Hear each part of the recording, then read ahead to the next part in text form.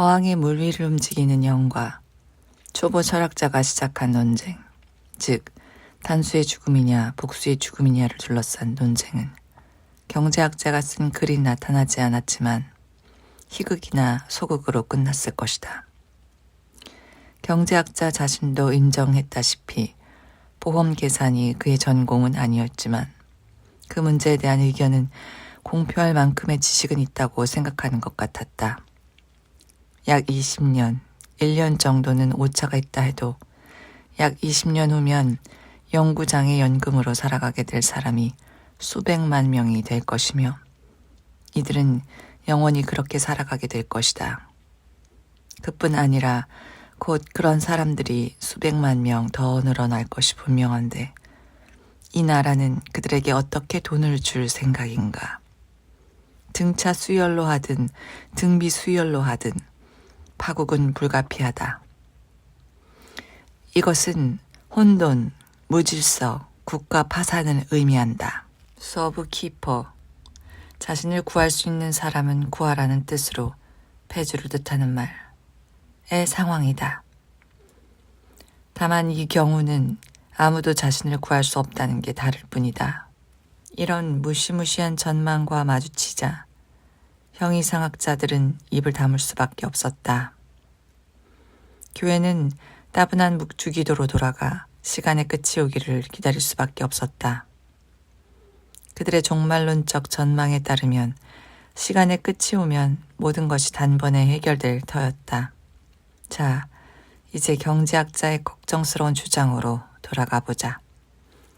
사실 계산은 아주 간단했다.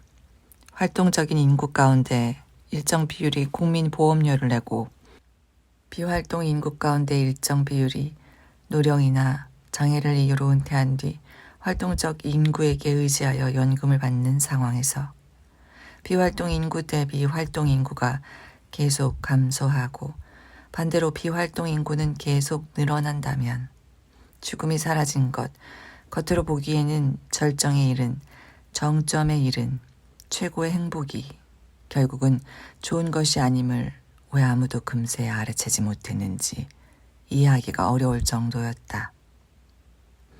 철학자들과 다른 추상주의자들이 먼저 거의와 영, 이것은 존재와 무의 평민적인 표현 방법인데 어쨌든 그런 것에 관한 연구의 숲에서 길을 잃은 뒤에야 상식이 산문적인 방식으로 돌아와 펜과 종이를 손에 들고 훨씬 더 급한 문제들이 있다는 것을 A, B, C의 방법으로 보여주게 되는 것인지. 어쨌든 경제학자의 놀라운 글이 발표되자 인간 본성의 어두운 면을 안다면 충분히 예측할 수 있는 일이지만 주민 가운데 건강한 사람들이 죽을 병에 걸린 사람들을 대하는 태도가 나쁜 쪽으로 변하기 시작했다. 그때까지만 해도 비록 늙고 병든 사람들이 상당히 성가시고 골치 아프다는데 모두가 동의는 했지만 그럼에도 그들을 존중하는 것이 모든 문명사회의 핵심적인 의무 가운데 하나라고 생각했다. 따라서 비록 이따금씩 약간의 노력이 필요하긴 했지만 그들을 돌보아주는 일이 필요할 때 누구도 그것을 거부한 적이 없었으며 아주 드물기는 했지만 빛이 꺼지기 전에 동정심과 사랑을 설탕처럼 한 숟가락 섞기도 했다. 물론 우리가 잘 알다시피 자신의 구제불능한 비인간성을 어쩌지 못한 나머지 마피아의 힘을 빌려 땀에 절고 자연적인 배설물로 더럽혀진 이부자리에서 영원히 죽어가고 있는 비참한 인간 잔존물을 제거한 잔혹한 가족들도 소수이지만 있기는 했다. 그들은 우리의 비난을 들어 마땅하다. 흔히 이야기되는 나무 사발 이야기에 나오는 가족과 마찬가지다. 물론 앞으로 보게 되겠지만 그 가족은 다행히도 마지막 순간에 8살 먹은 아이의 착한 마음 덕분에 최종적인 비난을 듣지 않게 된다.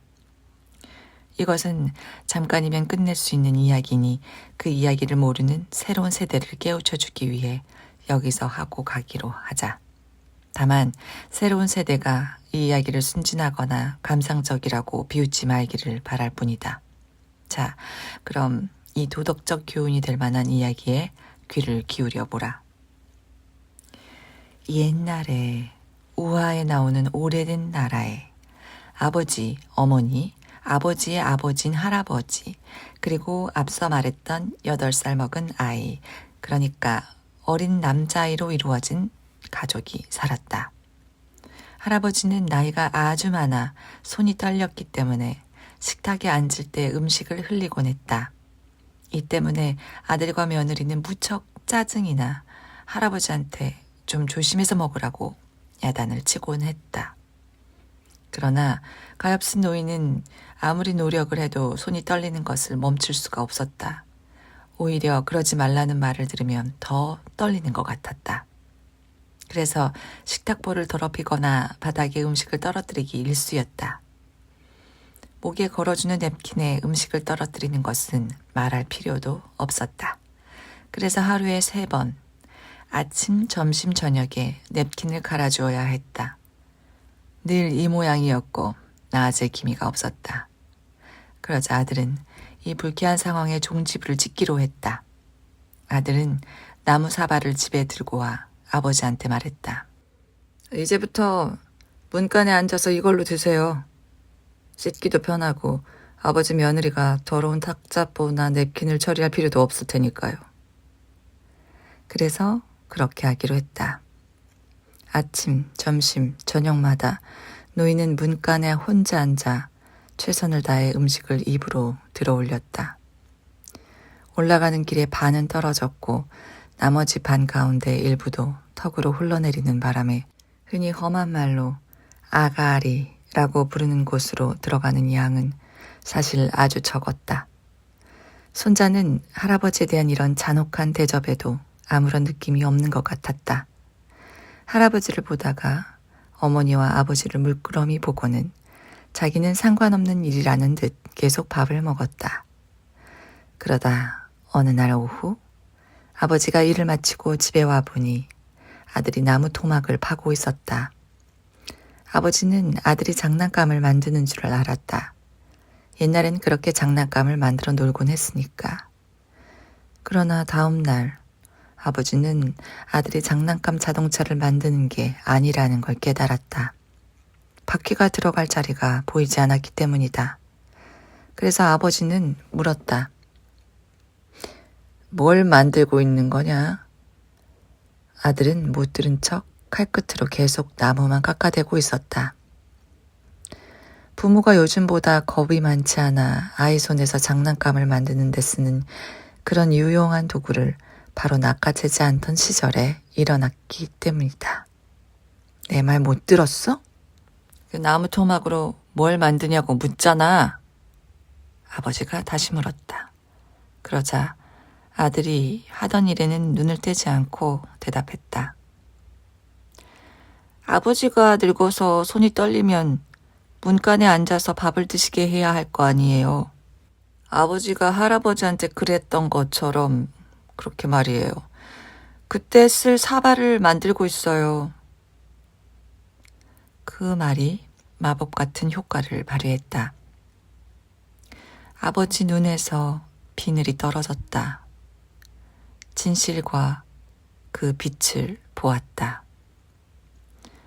아버지는 당장 자신의 아버지에게 가서 용서를 구했으며 저녁 시간이 되자 직접 의자에 앉히고 숟가락으로 음식을 떠먹인 다음 턱을 살며시 닦아주었다.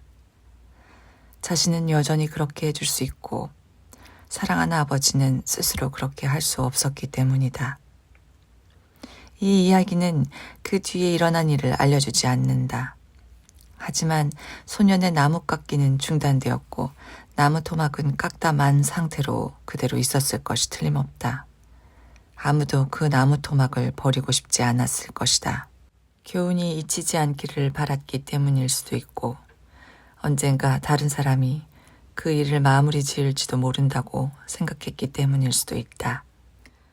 앞서 말했던 인간 본성의 어두운 면에 질긴 생존 능력을 고려한다면 그것도 얼마든지 가능한 일이니까. 누군가 이렇게 말한 적이 있지 않은가. 일어날 수 있는 일은 모두 다 일어날 것이다. 시간이 문제일 뿐이다. 살아서 그것을 다 보지 못한다면 우리가 오래 살지 못했기 때문일 뿐이다. 어쨌든 모든 것을 팔레트의 왼쪽에서만 가져온 색으로 칠한다는 비난을 받지 않기 위해서라도 한마디 덧붙여야겠다. 어떤 사람들은 어떤 신문이 먼저 이 따뜻한 이야기를 집단 기억에 먼지 낀 선반에서 꺼내 거미줄을 털어버리고 그런 다음 어떤 텔레비전이 이 이야기를 각색한다면 한때 사회에서 육성했던 영성이라는 비물질적 가치의 개발이나 숭배를 복원하는 데 도움이 될지도 모른다고 생각한다. 지금은 세상을 지배하는 저열한 물질주의에 인간의 의지가 사로잡혀 많은 가족의 양심이 박살나버렸다는 것이다. 우리는 의지가 강하다고 상상했지만 사실 그것은 치유 불가능한 무시무시한 도덕적 허약을 반영하는 것에 지나지 않았다. 하지만 희망은 버리지 말자. 그 소년이 화면에 나타나는 즉시 인구의 반이 눈물을 닦으려고 손수건을 찾으러 달려갈 것이며 나머지 반, 그들보다 금욕적인 기질의 소유자라고 할 수 있는 반은 말없이 눈물이 뺨을 타고 흘러내리도록 내버려둘 것이다. 이것은 자신이 저지른 또는 너그럽게 보아넘긴 어떤 악에 대한 양심의 가책이 반드시 빈말은 아님을 보여주는 것이다. 우리에게 아직도 할아버지를 구할 시간이 있기를 바라자.